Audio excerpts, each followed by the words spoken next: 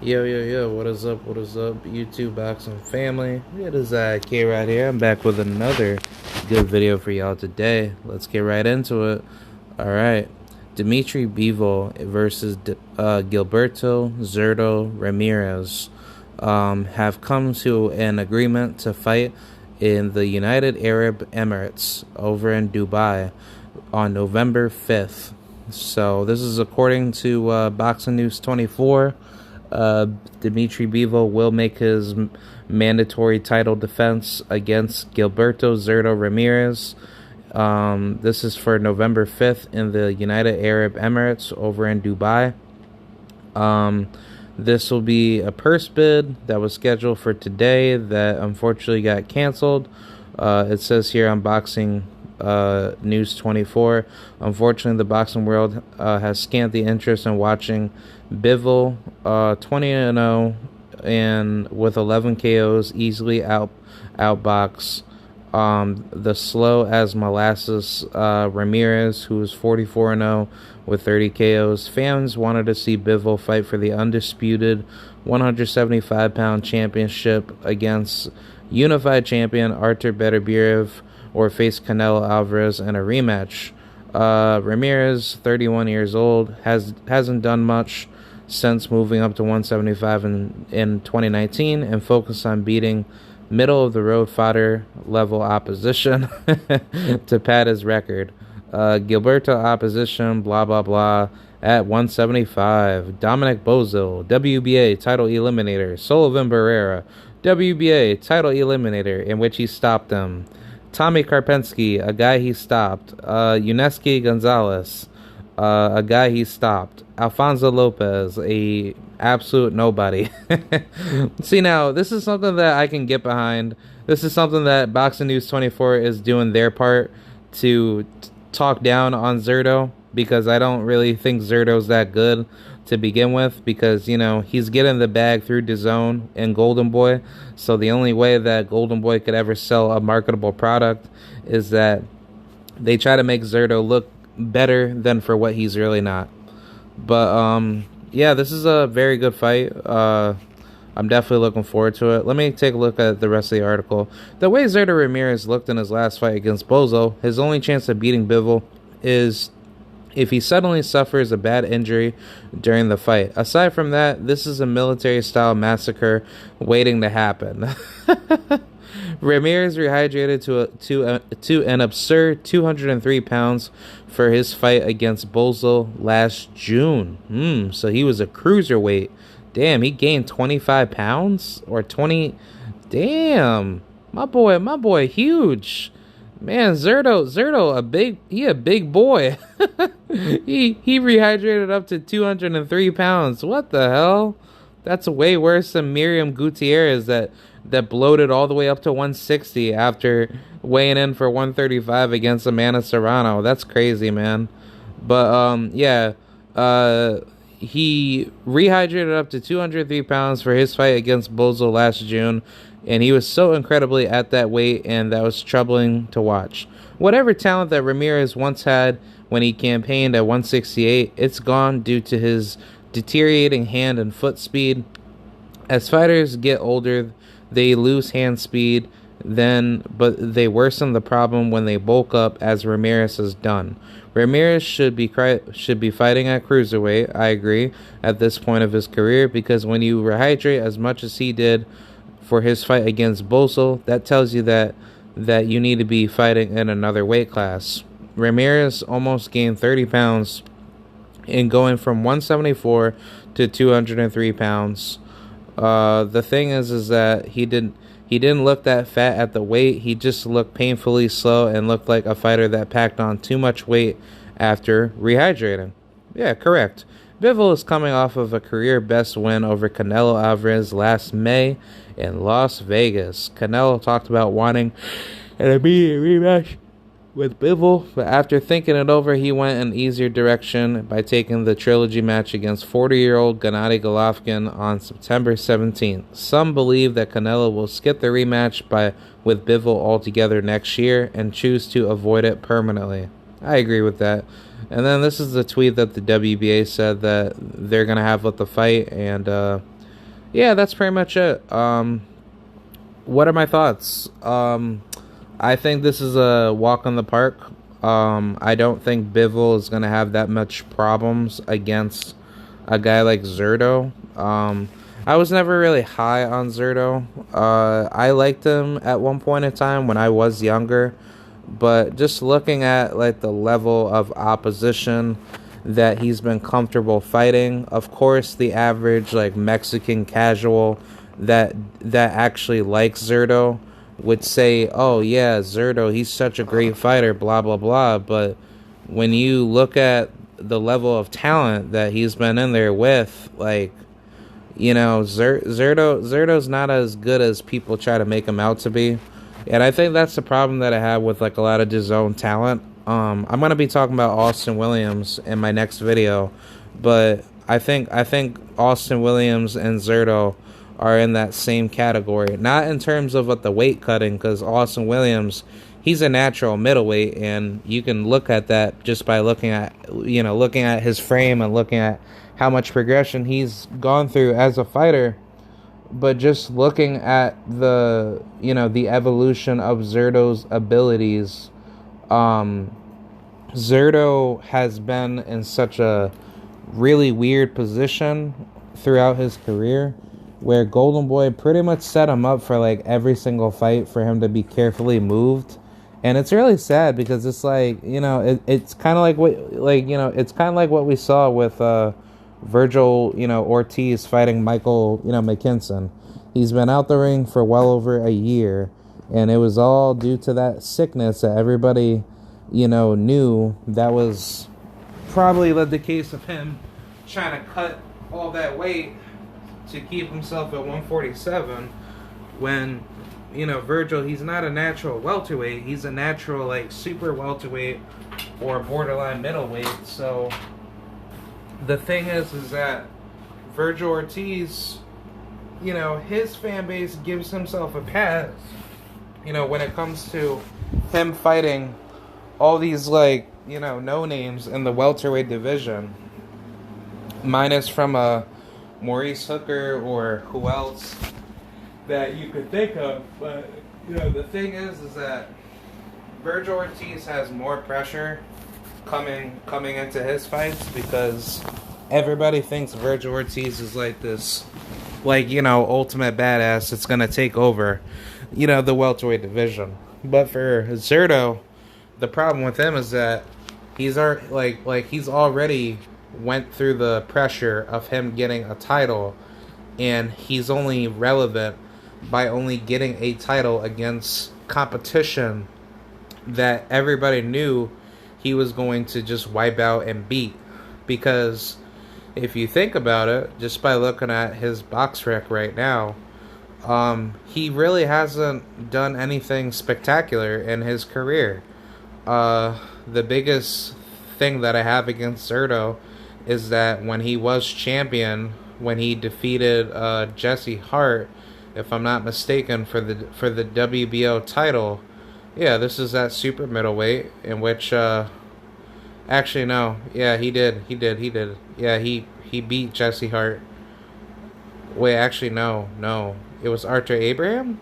No, when did he become champion? 2015. Yeah, I think it was 2015 leading into 2016. Yeah.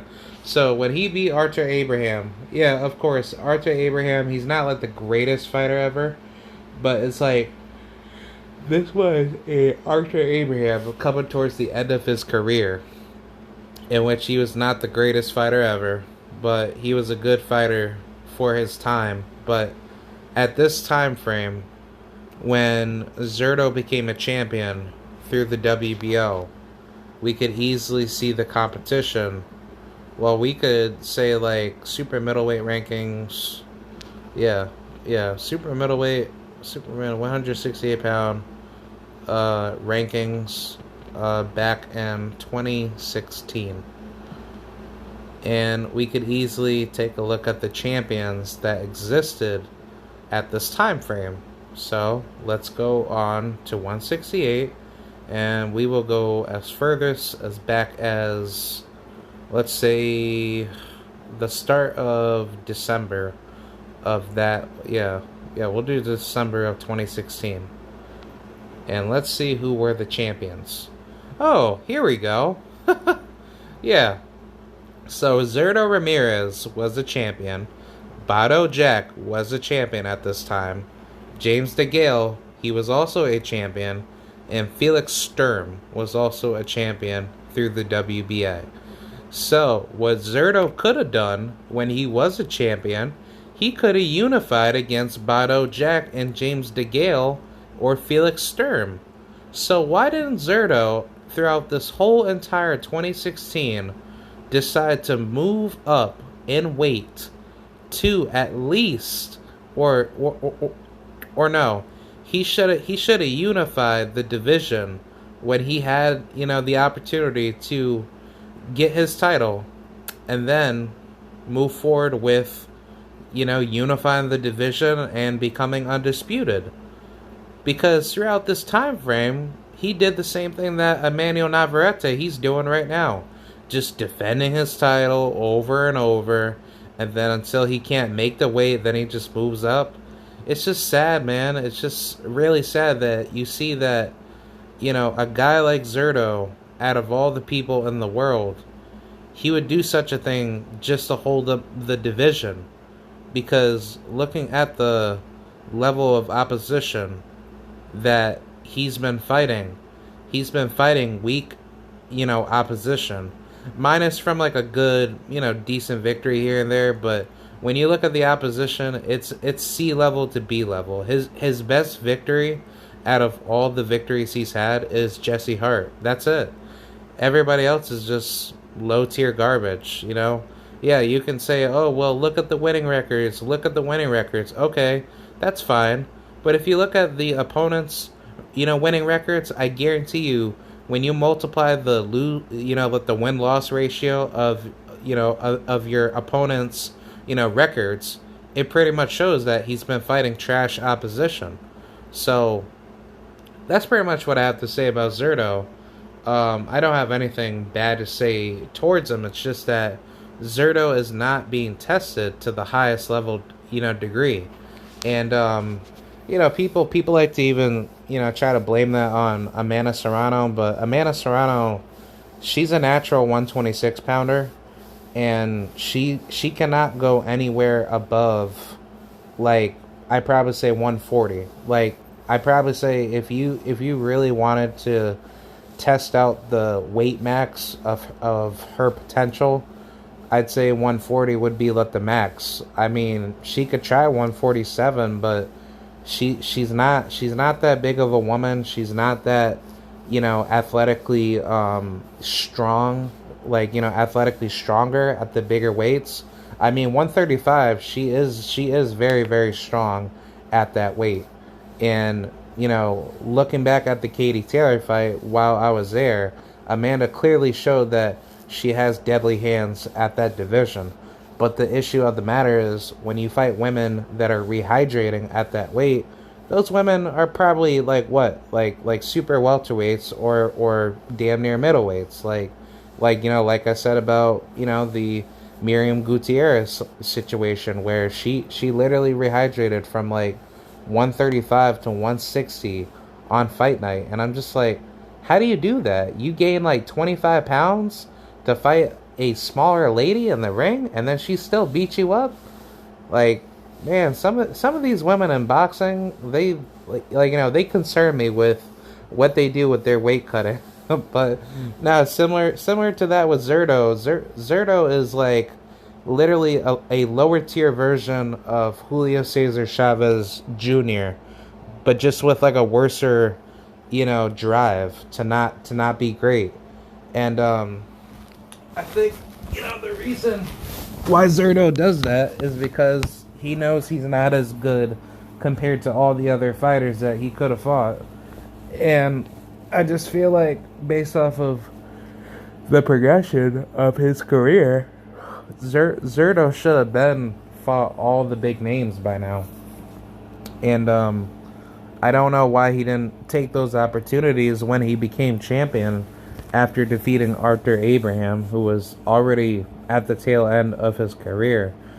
But after that victory, you should have been fought Bado Jack or fought like James DeGale or Felix Sturm. I mean, at least I would have given Zurdo a lot more credit because the super middleweight division, it was definitely at a good point of time when James DeGale and who else,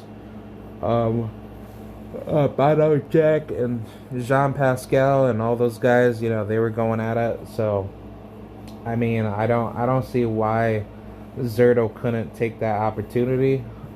He had the opportunity to do it, but it just looks like, looking at his resume, when he did, win the title, he just kept on defending it until he moved up to 175.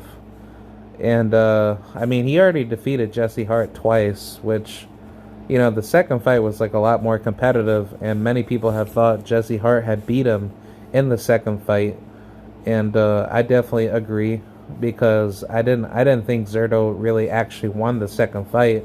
The first fight, yeah, he definitely gave Jesse a tough fight, but I kind of felt like even in the first fight, Jesse Hart could have won the first fight, even though despite from that knockdown that he had, he was still coming back and he was still dominating, the majority of that fight. But yeah, Zurdo's resume is not that good. He hasn't really done anything spectacular. Ever since he moved up to 175, he's kind of kept himself away from all the big fish in the division. Just by looking at all the fights that he could have been in, he could have fought Caleb Smith. They could fight right now, honestly.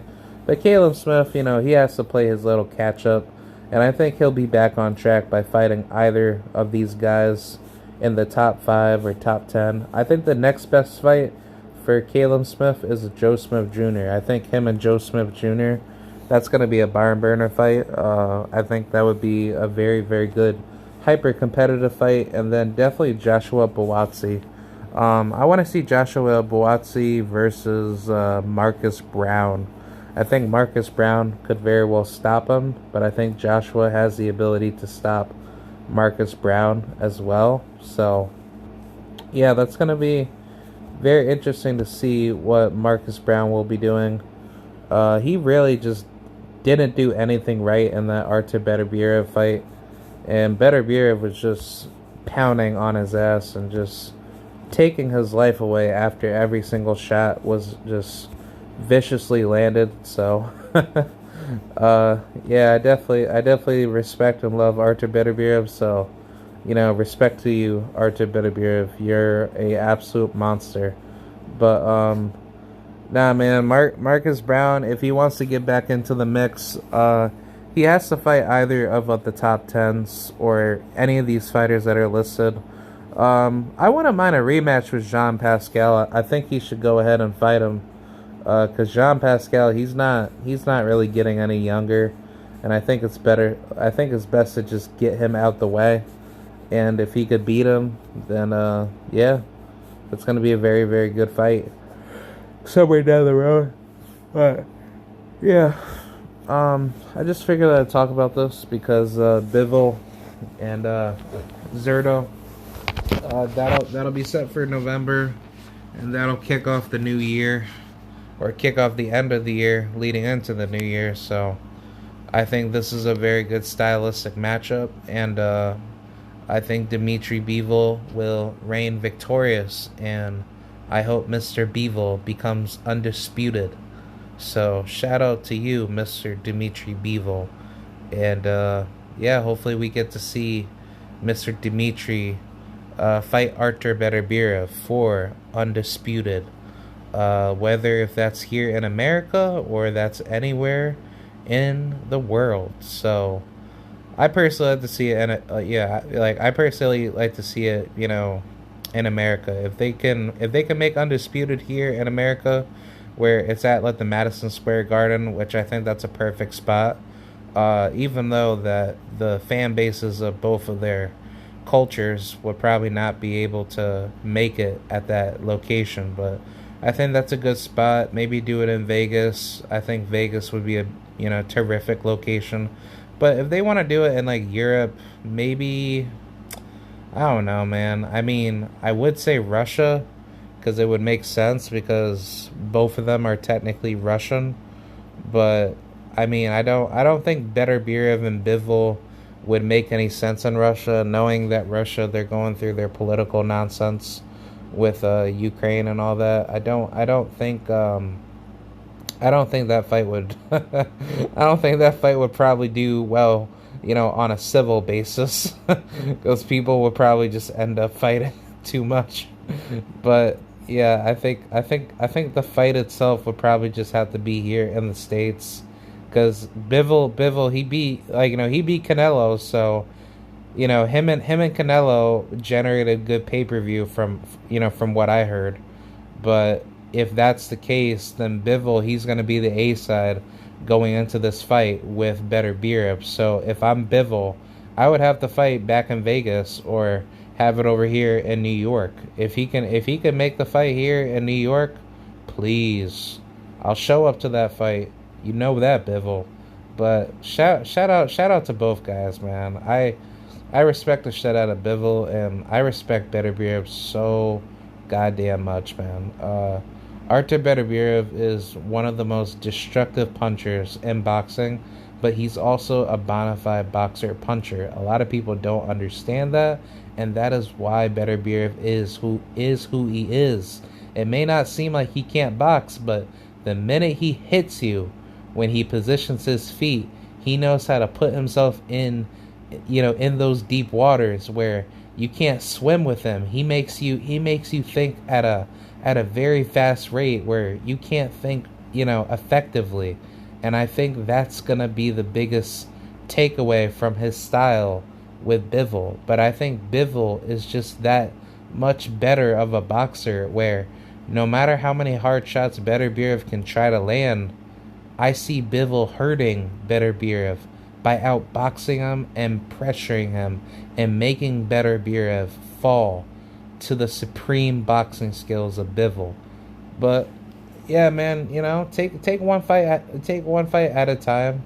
And I'm not rushing for predictions, but I think this is a very good stylistic matchup. And yeah, I think Bivol and Beterbiev will be that super fight next if everything goes well. And as far as credit to Blue Blood Sports TV, but if you guys hadn't checked out, he also spoke with Bob Arum about that potential fight being made. I think he had like a phone call with Bob Arum, but if you guys want to go check that out, just go check out his channel, and it'll say in one of his videos that he titles it like special guest Bob Arum, something like that. So I think it's a very good message that Bob Arum brought to the boxing world. And I just find it surprising how Blue Blood actually got in contact with Bob Arum like that. But credit to Blue Blood, giving us that information. But if you guys want to know more about that, definitely take a look at that video. It was a very good, informative video. Or it wasn't a video, it was like a live stream, but it was a very good live stream where Bob Arum dropped a lot of information. But what Bob Arum said about the Dmitry Bivol and the Artur Beterbiev thing is that they're not going to fight until they get their fights out the way. And I think that's where they're going to start meeting to the table and try to get that fight made. Because honestly, Beterbiev, he could very well lose his next fight against his mandatory in Anthony Yarde. So I think Anthony Yarde could very well be the upset. But on top of that, it could be the same thing with Zurdo beating Bivol. But I don't see that happening. Versus the likelihood of Anthony Yarde, he could very well stop Beterbiev. But that's going to be a much more difficult fight for him. Versus with Bivol, he came fresh off of the Canelo win. So it's like he's not really thinking so much about really like going into a war with Zurdo. But I think with Bivol, he's just such a smart guy, man. Like he really tries to keep himself as active as possible. And I like the fact that he's not taking like a year off. Like he's getting right back into it. So he's already in the gym and he's already primed and ready for like November. So it's like, you know, this is a perfect setting for him to like get ready for the fight, and he doesn't need to wait up on anything.